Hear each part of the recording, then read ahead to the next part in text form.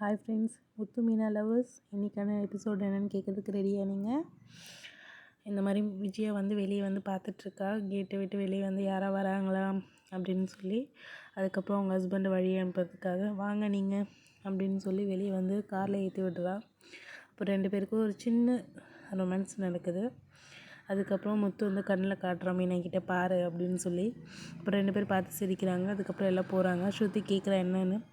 யாராக வராங்களான்னு பார்க்கறதுக்காக வந்தாங்க அம்மா அப்படின்னு சொல்கிறான். அப்புறம் ஸ்கூலில் கொண்டு போய் விடுறதுக்காக கிறிஷும் ரோகிணியும் போகிறாங்க. அப்புறம் வந்து கிறிஷ் சொல்கிறான், இந்த மாதிரி என் ஃப்ரெண்டுக்கு பர்த்டே நான் போட்டுமா அப்படின்னு சொல்லி. அதெல்லாம் போகக்கூடாது, யார்கிட்டையும் பேசக்கூடாது அப்படின்னு சொல்கிறாங்க. அதுக்கப்புறமா முத்து வந்து அவங்க அப்பா விடுறதுக்காக வராங்க ஸ்கூலில். அப்போவும் சொல்கிறான், அப்பா வேண்டாம் போக வேண்டாம் அப்படின்னு சொல்லி. 3 ஆம்பளை பசங்க இருக்காங்க, நீங்கள் ஏன் போகிறீங்க அப்படின்னு சொல்லி சொல்கிறான். எனக்காக நான் போகிறேன், உனக்காக நீ உன் பொண்டாட்டி பார்த்துக்கோ அப்படின்னு சொல்லி சொல்கிறாங்க அவங்க அப்பா. நான் தான் உனக்கு அப்பா, நீ எனக்கு அப்பா இல்லை, நான் சொல்கிறத நீ கேளு, நீ போ அப்படின்னு சொல்லி அனுப்புகிறாங்க. அதை வந்து ரோகிணி பார்த்துட்றா. பார்த்துட்டு ஆட்டோவில் போய் உட்காந்துக்கிறா. அங்கேருந்து பார்க்குறா போகிறாங்களான்னு சொல்லி. அப்புறம் போனதுக்கப்புறம் வாட்ச்மேன் கிட்டே போய் கேட்குறா, யார் இவங்க, எனக்கு தெரிஞ்ச மாதிரி இருக்குது, இங்கே என்ன பண்ணுறாங்க அப்படின்னு சொல்லி. இவங்க புதுசாக வேலைக்கு சேர்ந்துருக்காங்க அப்படின்னு சொல்லி வாட்ச்மேன் சொல்கிறாங்க. அப்புறம் கிறிஷை கூப்பிட்டு, இன்றைக்கி ஸ்கூலுக்கு போக வேண்டாம், நீ வா வீட்டுக்கு போகலாம் அப்படின்னு சொல்லி கிறிஷை கூட்டிகிட்டு போயிடுறாங்க. அப்புறம் வீட்டில் போய்ட்டு அவங்க அம்மா கேட்குறாங்க, என்னாச்சு, ஏன் கிறிஷ் வந்துட்டான் அப்படின்னு சொல்லி. எனக்கு எங்கே போனாலும் எதனா ஒன்று நடக்குதுமா அப்படின்னு சொல்லிட்டு நடந்ததெல்லாம் சொல்கிறா. இந்த மாதிரி என் மாமனார் அங்கேயே வந்து வேலை செய்கிறாங்க அப்படின்னு சொல்லி.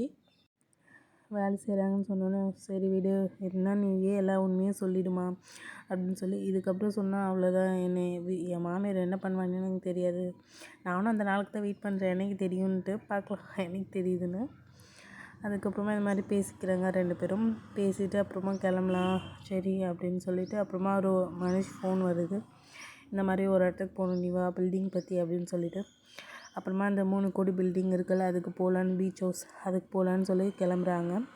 அதுக்கு முன்னாடியே மனுஷ் அங்கே போயிடுவான். அப்புறம் பில்டிங் காட்டுறாங்க, ரொம்ப அழகாக இருக்குல்ல. அதுக்கப்புறமா இப்போ போயிட்டு பார்ப்பாங்க.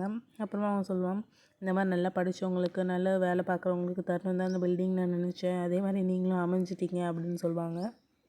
அதுக்கப்புறம் 2 பேரும் வெளியே நின்று பேசுவாங்க. நீங்கள் ஒய்ஃப்க்கு நல்ல மரியாதை தரீங்க அப்படின்னு சொல்லி கொஞ்சம் ஐஸ் வைப்பாங்க. அதுக்கப்புறம் இவனும் அப்படியே மெல்ட் ஆகிடுவான். அதுக்கப்புறமா அவங்க சரி ரோகிணி வந்துட்டா, நான் போய் கூட்டிகிட்டு வரேன்ட்டு ஓடி போய் கூட்டிகிட்டு வருவான். அதுக்கப்புறம் 2 பேரும் வீட்டை சுற்றி பார்ப்பாங்க. அதோட இன்னையோட எபிசோட் முடியுது. தொடரும் போட்டுருவாங்க. நம்மளோட சேனலை சப்ஸ்கிரைப் பண்ணிக்கோங்க, அப்போ தான் வீடியோஸ் உங்களுக்கு ரெகுலராக வரும். சிறுகதை காசி லவர்ஸ், தேங்க்யூ, பாய்.